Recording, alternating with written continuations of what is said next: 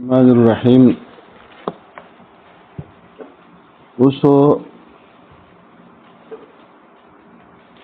هدن دا هدن د ما قبل سره په کم ترکیب باندې مرکب دی. په دې کې دو ترکیب جوړي. ارسله هدن کا دا هدن څه شي؟ دا هدن تپوس نه کوم دا د کی ترکیب څه دی؟ یا د خو منصوب یا د مفعول له ده او یا د هدن د حال له یو د هدن سره او چې مفعول له ده نه د فعل لپاره ده. یا ساته په نحو کې چې د مفعول له شي او د دې فعل لپاره نو د علت کنه سره علتي یا د علتي او یا د معلول نو لکه تاسو په مفعول له یو ضربته تأديبا او یو قعدت عن الحرب جبنا. دا دو قسم مفعول له ده، دا مفعول له ده او دام ده. خو د دې د حصول د پاره د پیدا حاصل شي دا علت شو، د بیا معلول شو او د جبن دوج نه قعود راغله د علت شو د څه شو معلول. مفعول له په څو قسمه ده؟ په دوه قسمه التا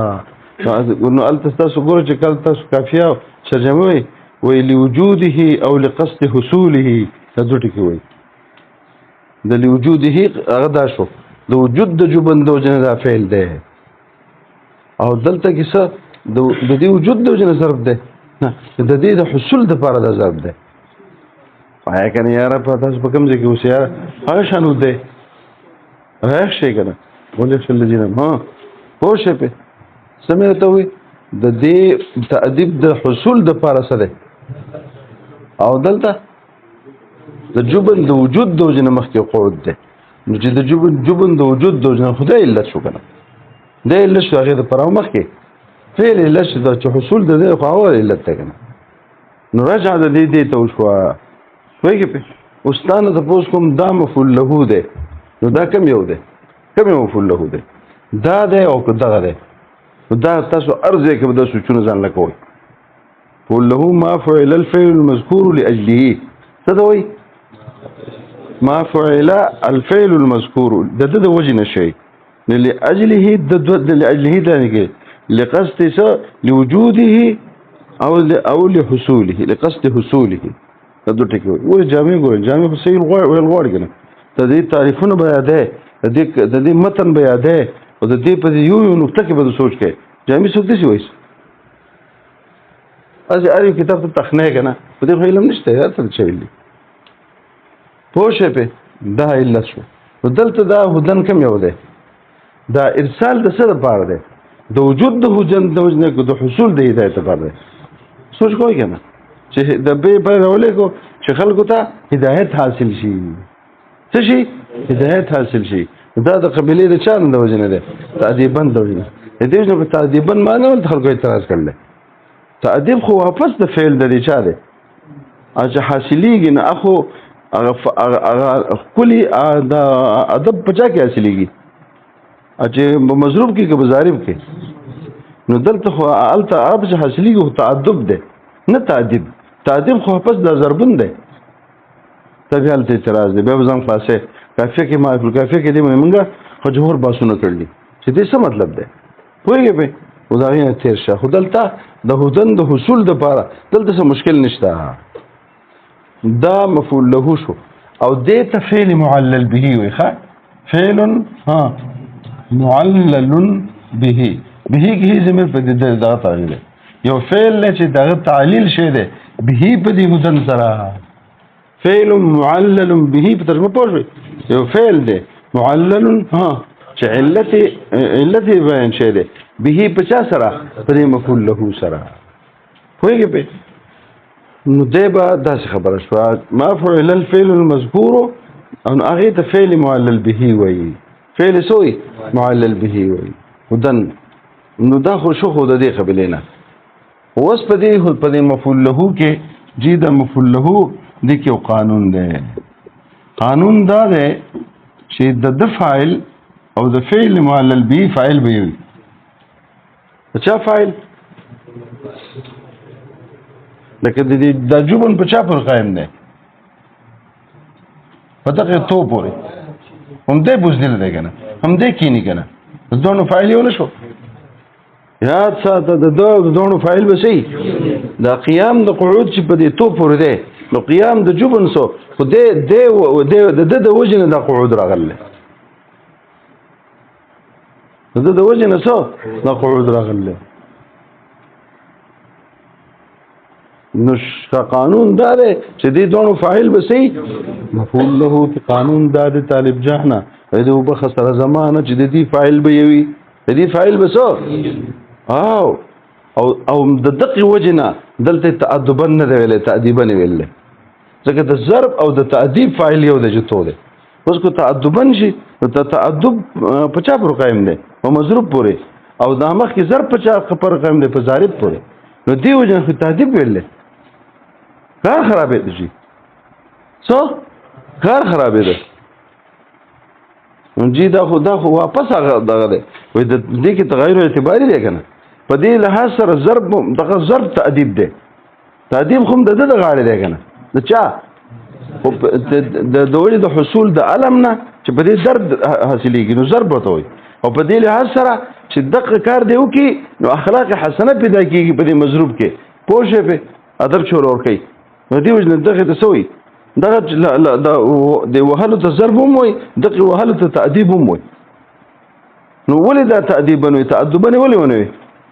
ځکه د فاعل جدا کیږي د دې یری د وجه نه سی وي تأديبا نه وي نو بیا وي تأديبا شوی نو دې مغایرت نشته ځکه دلته نور څه کار نشته خو د وهل کړلی خو دغه وهل تأديب هم دی او دغه وهل ضرب دغه ته ضرب هم وي موږ ورته چې په تغیر اعتباري دی کنه په دې لحاظ سره چې دا موجب د علم دی موجب د چا دی د درد دی نو ضرب ته وي او په دې سره چې موجب د چا دی د خپل اخلاق او حسنو دی بیا ورته تأديبون وي هغه مغایرت د دوه ترمنځ ولو اعتباريا په اعتبار د اثر سره تغیر دی نه پوهیږي په خبره باندې نو قانون دا دی چې د دوه فاعل به وي او سوال دا دی چې جی دا تا مفعول له جوړ کو د ارسل د پاره او د ارسال فاعل څوک دی او هدایت خو نبی علیہ السلام کوي او دې فاعل څوک دی پیغمبر دی دا مفعول له ویل واوړه د دین نشي پلار نشي کوله هغه د قاتو او د جبنن فاعل یو دی الته د تأديب او د ضرب فاعل یو دی نو دلته او قانون دا دی چې دې فاعل بسې یوي او دلته فاعل یو نه دی د ارسل فاعل څوک دی واجب تعالی او د هدن فاعل څوک دی پیغمبر ویراله پکې کې وته دند پکې پرې وته د چې دا سوال کله وکړو دا سوال باندې پوه شو چې طالب نیغ دی او طالب ځان چې کوم دین د چمچمار شانته چجه کله او اعتراض کوي پوهیږي دې چې لما فهم ذالک واستشعره وعلم به دا پته لول خوه مفعولا له لقوله سجه وسچ هغه د سوال د چمچمار غونډه چې سر راځد کړو اعتراض وکړو چې دا مفعول له څنګه جوړه دی وحین ایزن څه په دقه ټیم کې په کم ټیم کې دغه بل ترکیب راغی دا بل ټیم دی وحین ایزن په دقه ټیم کې چې لې سکے بیا به چلی یراد بالهدى د هدایت نه به اراده کړی شي هدایت الله هدایت رسول ته مالک د سپیچ بیا کوم هدایت والا نو ارسالم د الله شو او دا هدایتم د چانه شو څنګه فاعل جو شو او دا ولې دا کارو کو حتا یکونا د دې د پاره حتا څه دلته حتا ترتب د پاره ده حتا یکونا حتا چې یکونا چې شدا مفعول له یکونا کې زمير چا راځي ده چې شدا مفعول له شي ده فعلا ده فعل شي لفاعل د اق فاعل د پاره کم فاعل د پاره چې کم فاعل الفعل المعلل به د فعل معلل به چې فاعل څوک ده او د فعل معلل به د ارسل فاعل څوک الله نو ما د هدن فاعل څوک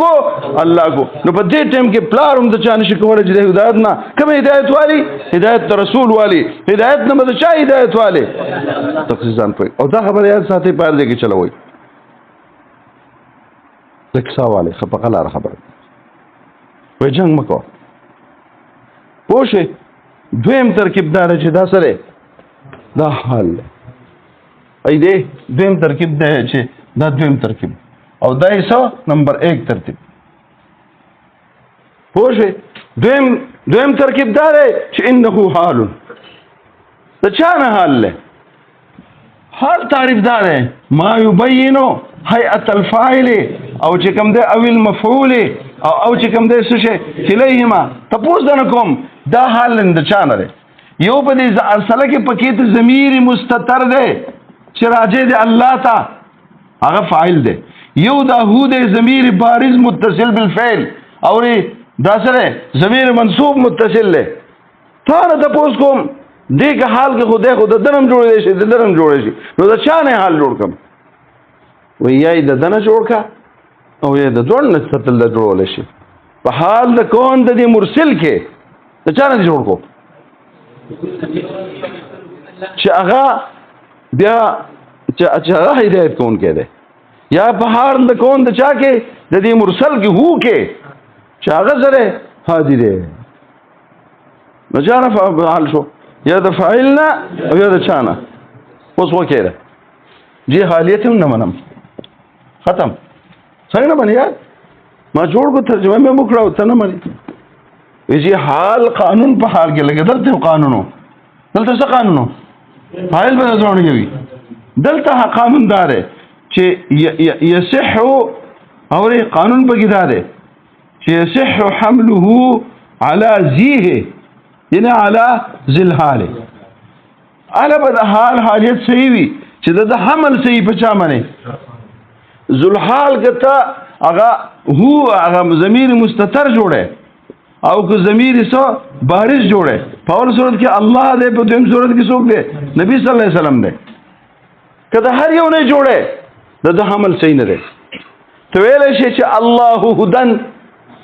ته ویل شي چې الرسول هدن نشه اول نشه ویل حمل بد صرف او صرف راشي بچا لکه هدن مصدر محض ده سره هغه راکبن کې حال کېدو نو موږ وایو زنده آباد حال جوړेगा دا حمل صحیح په زید باندې جانی زیدن سو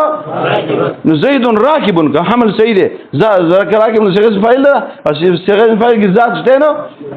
او په هدن کې بغیر ذات شته تاسو ته پته شي مصادر حامل د ضمیر دي قابل د استتار دي تاسو جامع ویل چې کافي چې څوک دی چې هغه به حامل د ضمیري پوښه به ويستترو الته په لاله شګور د باسونو دي د ضمیر په د مزمر په باسونو کې د وسنګ د بچا کې مستتر کیږي ويستترو ضمیر تاسو څه کړل مبني ویل څه مبني ته تکمیل وې کوم څه تلاړم حال خو صحیح ها محمولي او دغه محمول نه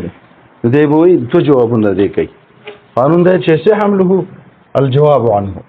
د دې دوه جوابونه دي الجواب بطريقين په دوه طریقو سره دی الطريق الاول الطريق الاول دي خپل د دې ځان خپل څه لیکلو کوي ښه استلیکل الطريق الاول پوښه هغه سره طریق اول چې دلته اسم فاعل دلته مصدر بمعنى اسم الفاعل یعنی هدن دا بمعنى سو هادین شو اوس ترجمه کا په حال د کون د الله کې کوشش چې ده هادي ده په معنا د ایصال سره او پایا په حال د کون د محمد صلی الله علیه وسلم کې چې ده هادي ده په اعتبار د چا سره ها د اراءت سره صحیح دي هادین شو او دویم جواب دا کومه چې دا هدن د په دغه مصدری معنا سره اخلمه یا خو زه اړوم د معنا مصدرینا څه ګرځوما او یا چې کوم د مصدر په معنا مصدری پاتې کومه او حمل مبالغه جوړوما عمل څه لکه چې کوم ډیر انتهایی عادل چې کوم د قاضي وي یا بادشاہ وي او زید وای زید عدل نو دا د قبيله زید څه یعنی دومره عادل چې لکه عین عادل چې وي دې ته حمل مبالغه تنوي او دغه خبره دې دلته کې کته ګورئ او حال عن الفاعل فاعل کوم دی ضمیر مستتر دی و پچا کې او عن المفعول اذا چانه شو د دې هو نشو وحين اذن دلته پټ اعتراض راغی څه اعتراض دلته حمل حالیت د حال موقوف ده په صحت الحمل باندې چې د فضل حال باندې حمل سوي وحمله عليه لا يصح لانه يلزم حمله صرف الوصف على الذات او حمل د صرف وصف په ذات ناروا ده حمل د صرف وصف په ذات ولې ناروا ده حمل اتحاد فی الوجود توي حمل څه دوي او اتحاد فی الوجود ممکن نه ده د ذات او د چا د وصف ترمنځ دا اتحاد فی الوجود راتلی شي ځکه دغه وجود به وي چې د وجود د ذات او د وصف یو شو د ذات په تقاضا د عدم قیام بالغیر کوي او دا وصفیت په تقاضا د چا کوي لازم بشي کون د شی واحد هم قائم بالغیر هم لا قائم بالغیر نو د دې وجنا وای فالمصدر جواب کوي وحينئذ يعني حينئذ جعلت هدى حالا عن احدهما عن الضمير المستتر او عن الضمير البارز المتصل بالفعل المنصوب اذا فعلت كذلك وحينئذ فوجب فالمصدر بمعنى اسم الفاعل فالمصدر معنى سو ادویم جواب ته اشاره کوي او يقال یا به جواب کې ویل شي اطلق على ذي الحال يعني حمل على ذي الحال اطلق معنى څه شو حمل على ذي الحال مبالغه وهل يمكن ذلك او يجوز ذلك هل عندك شاهد تاسو شاهد شته چې دا خبره دي دا صحیح وي او دا چې کوم دینو دا حمل مبالغه د مصدر څه شي ته ماته خوې شي وی ولې نشم خوې پوښ نحو زید سو عدلنا زين ترى استاسو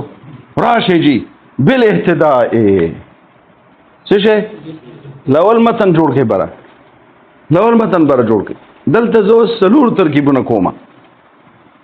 علامن صلات او سلام دی علامن فارزات باندې ارسل الجرا لګل دی را لګل دی الله تعالی هو د ذات لرا هدن اول مفعولوک ها يعني للهدايه ان يهدي الله به الناس يا حال كون ذلك الفاعل هاديا يا حال كون ذلك الضمير المفعول هاديا بحال د كون د جهادي وشو کنه او يا حمل حال حمل مبالغه فسيلا شجي هو بالاهتداء حقيق هو دغه پیغمبر بالاهتداء بهدایت اهتداء سره حقیق حقدار ده راشه اعتراض په وکجی یره ماته هوستب تازانی ته سم دورانګه ته ماته سم سره ښکاری دی او تا خو ډیر غلط کار وکجی چې تا دا جمله چې هو بالاهتداء ایسو حقیق ځکه د دې ترجمه دا هو بالاهتداء دا پیغمبر الله په خو به دا الله جوړه چې زميره کې د چانه د پیغمبر نه بالاهتداء په اهتداء سره حقیق اهتداء وی هدایت یافتنتا هدایت مندل دې په هدایت مندو سره چې کوم دې زیات حقدار دی چې هدایت بیا مومي هدایت مندل خو مومي هغه څوک چې هدایت ته حاصل نه دا خو ته پیغمبر صفت نه ونکو اهتداء ډېر استعمال کړي اهتداء من اهتدى فانما يهتدي لنفسه من اهتدى چا هدایت بیامون فانما يهتدي ده هدایت مومي لنفسه د خپل ځان لپاره اهتداء ترجمه دا نه کو اهتداء ترجمه هدایت مندل او هدایت مندل د پیغمبر متعلق چې د زیات حقدار دی چې د هدایت بیامومي یعنی د ځان نه هدایت حاصل نه دی د حقدار دی چې د ځان هدایت پیدا کیږي چې هدایت بګی راشي د پیغمبر متعلق څه دا خبرې کې وځان پوګه ښا تاسو وایي چې تر سن خبر نه کړه دی وایي اهتداء سره مصدر دی او مصدر جی په وو قسمه دی سره استلاول سنه خبر نه یو مصدر مبني للفاعل یو مصدر مبني للمفعول یو مصدر معلوم دی یو مصدر مجهول دی یو حاصل مصدر معلوم دی یو حاصل مصدر مجهول دی یو چې کوم د قدر مشترک دی څو قسمه مصدر نشو خو شی په خاص او د دې تعریفونه داري چې دا کله چې فاعل د فاعل نه فعل صادر شي اوره او په مفعول به باندې واقع شي نو یو کیف یو چې کوم دینو یو صفت پیدا شي په جانب د فاعل کې یو صفت پیدا شي په جانب مفعول کې کوم صفت چې پیدا شي په جانب د فاعل کې چې احداث ته او صدور ده او قیام ده نو دلته وس دی به خالی نه یو به نسبت بالفعل دغه فاعل ته معتبر یو به بالفعل نسبت د فاعل ته معتبر نه پوه کو بالفعل به نسبت د فاعل ته معتبرو دې ته مصدر مبني للفاعل والی او کو بالفعل به نسبت فاعل ته نو یو به صلاحیت د نسبت د توی یو به صلاحیت نه کو صلاحیت به کې وو دې ته مصدر معلوم وای او کو صلاحیت په کې هم نو لکه څنګه چې بالفعل نسبت نشته دې ته حاصل بالمصدر معلوم وای تو قسم مصدر شو دا درې دا شو دا درې جوړ کو ما کله چې کله اذا احدث الفاعل الفعل وصدر عنه ذلك الفعل فحينئذ ووقع على المفعول به فها هنا انا تحدث وصفان دلته دو وصف پیدا کیږي وصف في جانب الفاعل ووصف في جانب المفعول اما الوصف الذي هو حدث في جانب الفاعل هو الاحداث والصدور والقيام به والذي او هذا وصف الذي حدث في جانب المفعول هو القبول اغسره قبل مفعول به سکی قبل نو دا اول فعل نسبت دغه چې وصف چې پیدا شو په جانب د چا کې د فاعل کې یا بالفعل به اوس به کې ګورم چې نسبت به کې بالفعل شته کې نشته بالفعل نسبت په هغه راشي چې د شی او حرف د شی او کلمه د لوي چې دا نسبت ښکار کوي دا نسبت څه ښکار کوي لکه زه ګورم په حمدن کې جوړوم اوره حمید تو زیدن دلته حمد د چا صادر شو د تونه او واقع شو په چا باندې نو ګوره څه کو دا حمد چې ده نو دلته په دې تو کې یو وصف پیدا شو یو صفت پیدا شو او په دې زید کې یو وصف څه وای کله چې دا فعل د حمد د دې تو نه صادر شو په زید باندې واقع شو نو یو صفت پیدا شو په جانب د ریتو کې او یو صفت پیدا شو په جانب د چا کې کوم چې په جانب د چا تو کې پیدا شي د متکلم د فاعل کې او پوښې په هغه نه مگر څوک دی او احداث ته او صدور دی او چې دی قیام د فعل دی و په د پورې دا نو دغه به خالی نه دغه احداث یعنی دا دې کې بالفعل دی فاعل ته نسبت وکړي یعنی د شه حمد چې بالفعل پکې الحمد الذي له نسبة الى الفاعل بالفعل پوشه فاعل ته چې بالفعل بګي دي فعل د نسبتي څو دې ته سوې مبني للفاعل او بګي او که بالفعل بګي نو وان لم يكن فيه نسبة الى الفاعل بالفعل فحينئذ لا يا اخوه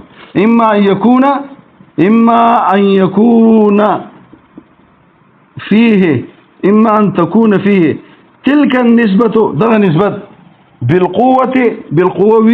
او لا يا بدغمني كو بالقوة بكيو فإن كان فيه كذا بكيو ناغي تسوي المصدر الجكم ده شيء المعلوم او كنو بكي او لا نبيع بسي فهو المصدر فهو الحاصل حاصل بالمصدر المعلوم دیکھو او دغه خبره دغه په جانب د چا کې بده چا کې دغه خبرو کا په صفت کې چې پیدا شوی د بجانب مفعول کې تو مبني المفعول وي هم دغه یو خبرو کا په صفت کې چې پیدا شوی د بجانب مفعول کې التم څنګه وي چې هغه وقوع ده او هغه قبول له هغه کوم بالفعل نسبت د مفعول ته وي او یا بنئ که بالفعل به نسبت مفعول ته وو مبني المفعول او که بالفعل به نو یا صلاحیت به شته او که صلاحیت به نشته که صلاحیت به وو هغه ته مصدر مجهول او که به نو نو مصدر څه حاصل بالمصدر ما پوښې په نو دغه ګوره مرزان په کته کې دا چې کوم ده سو وصلته ګوره دا حمد کې من قصه شروع کړل چې بالفعل پکې نسبت فاعل ته وي دې ته مصدر مبني سوی ما دلته به یو سیز امر دال وی په دې نسبت باندې دا به څنګه جی وای ګوره د دې حمدن تفسیر به په حامدیت سره کیږي چا سره کیږي دا حمدن دی کنه چې توس دا ښکار کوي چې دا کوم حمد دی دا مصدر مبني الفاعل دی یعنی نسبت فاعل ته شی دی او څه شی او دغه نسبت پکې بالفعل ښکاره دی نو دا به د چل کې چې د دې حمدن تفسیر بکې فحين اذن يفسر بالحامدیت حامدیت کې وسه ستاسو تاسو کوم حامدیت یې تا مصدریه ده نو دلته کې حدث شو کنه حمدن شو کنه او تاسو ته پته چې دا یا تا چې کوم چا سره ولګي یا تا کوم یو ده مصدریه پوښې په حامدیتن څه شي حامدیت نو دلته او صيغه اسم فاعل شته کنه شته او دا صيغه اسم فاعل نو دا یې ته ګوره یې ته مصدریت پیدا کو یې ته څه پیدا کو او دا یې ته چې د چا سره دا ولګوله هغه صيغه اسم فاعل لا څه پیګه ده څه ګوره نو چې جوړ تلې په دې شکی شکی نشته ګوره هڅه ونه فاشه کې نشته مصدریت د کوم ځای نه په پیدا شو او حامد صيغه اسم فاعل لا حامد چاته وي هغه چاته وي صيغه اسم فاعل چاته وي ظاهر چاته وي دا اسم فاعل له یو فاعل یو اسم فاعل له دا صيغه اسم فاعل له او په هر صيغه د اسم فاعل کې د مصدر قیام په چا پوری په فاعل پوری ظاهر چاته وي من قام به الضرب من قام به الضرب نو او په فعلیت باندې څه صيغه اسم فاعل دا کوي کنه نو په فعلیت چا دلالت کو صيغه اسم فاعل او دا مصدریت د کوم ځای نه منفهم شو د کوم ځای نه پیدا شو د دې ته مصدری کنه نو صيغه د مصدر هونه ده حمدن هونه ده نو چې مصدریت هم پیدا شي او دا نسبت بالفعل هم ښکار شي نو په دې باندې دال څوک ده ځان پېکا او د دې وجه چې د جانب نو مفعول کې حالت بسه محمودیت به نو دا یې ته لپاره د شاش د مصدریت شو او محمود چاته وي نو محمود چې بالفعل په چا باندې حمد څو په چا باندې واقع شي یو طریقه دا ده دویمه طریقه دا ده چې د دغه مصدر مضارع براواله د دې مصدر څه مضارع د حمد څوک ده حمیده یحمدو ده او په دغه ان مصدریه داخل کا نو څنګه به د دې حمدن تفسیر به بأن يحمد سره وکړي څه سره واسمه دا ګوره د دې ان چې مصدریه شو نو لدې ته مصدریه پیدا شو اوس مصدریه د چانه پیدا شو ان او يحمد فعل مضارع معلوم ده کنه ده او په هر فعل معلوم په هر مضارع معلوم کې او دا معلوم متولی وي بالفعل به نسبت فاعل ته بالفعل به څه نو هغه نسبت فاعل ته دغه فعلیت چا کار کو دي صيغه د معلومه مصدر کې خو صرف وصف بس پای کې نسبتونه نه خو چې تفسیر بأن يحمد سره وکي اوس پته ولګی دا او چې ان سره مصدریت کار شو او په دې احمد سره څه کار شو وا دا بالفعل نسبت او دلته څنګه ترجمه کې بأن يحمد بأن نو دې ان مصدریت کار شو او يحمد مضارع چې مجهول ای تاسو په بدل فعل معلومیږي د فعل معلوم او د فعل مجهول څه تعریف ده فعل معلوم دی ته وي چې بالفعل به نسبت فاعل ته او فعل مجهول څه ته وي چې بالفعل به نسبت وچاته مفعول ته نو دا نسبت بالفعل کار چا کو صيغه د مضارع مجهوله بس په دغه ځای ودروي سبب دغه ځای نه وایو زبردست د شپږ مصدرونه جوړوم